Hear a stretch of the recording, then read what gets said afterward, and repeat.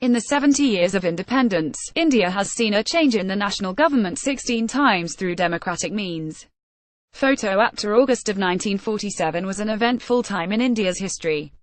India won independence, ending British rule. Jawaharlal Nehru was hoping for a tryst with destiny. Refugees on both sides of the border were crying over the bloodshed during partition. It was a period of great economic distress. The erstwhile royalty were wondering how to get along with commoners. The poor could not comprehend how they had become masters of their own destiny. On the other side, Delhi's political class found themselves in a vortex of problems. Nehru was worried over the communal divide and Home Minister Vallabhbhai Patel was grappling with the responsibility of unifying the country. Baldev Singh, our first defence minister, had to use his army less to defend the borders and more to set boundaries and keep the erstwhile princes under control. Finance Minister Rakesh Mukham had to work with empty government coffers. India's share of the manufacturing output of the world had plummeted to around 2% from 24% in 1757. Clearly, the wings of the golden bird had been clipped. This is why British Prime Minister Winston Churchill used to poke fun at us. Once he said, "If India is granted freedom, power will go to the hands of rascals, rogues, freebooters."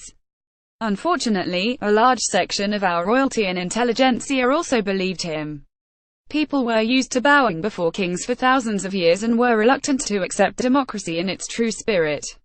Is it not a matter of pride that today, despite mutual conflicts, 1.25 billion confident Indians have seen off colonialism once for all?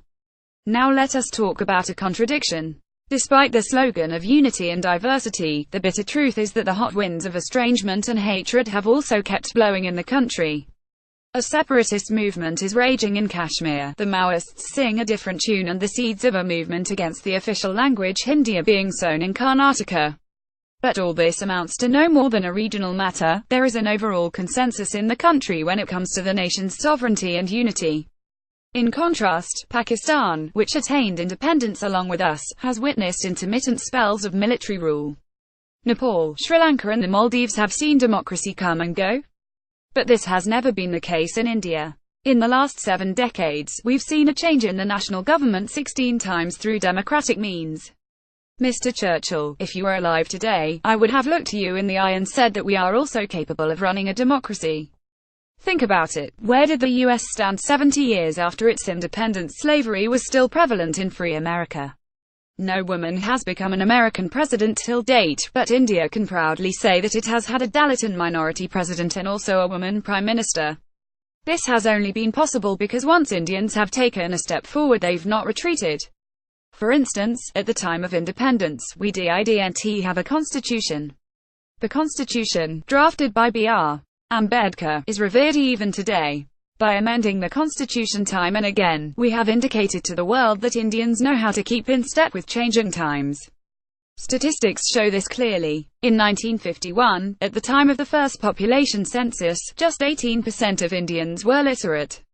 By the time of the 2011 census, our literacy rate had crossed the 74% mark. Similarly, life expectancy has risen from 32 years to 69 years in the same period.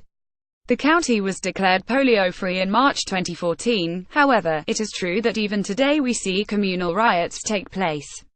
Dalits and backwards face difficulties in joining the mainstream. We have great economic inequality and lots of people sustain themselves on the benevolence of nature and lack even the bare essentials. But this doesn't mean that our independence has become meaningless. At many points of time after independence, we've encountered dark periods and taken shaky steps. But getting up after falling down has become second nature to Indians. There can be a debate over the speed of our progress, but not on the progress itself. I would like to remind my pessimistic friends that the blows of time can smudge even the strongest of walls. We can notice some stains on the impenetrable wall of our democracy. But we've successfully been washing them off over the years and will continue to do so. These stains are required. They give the nation opportunities to contemplate and improve. Shashi Shekhar is editor-in-chief, Hindustan. His Twitter handle is @ShekharKahan.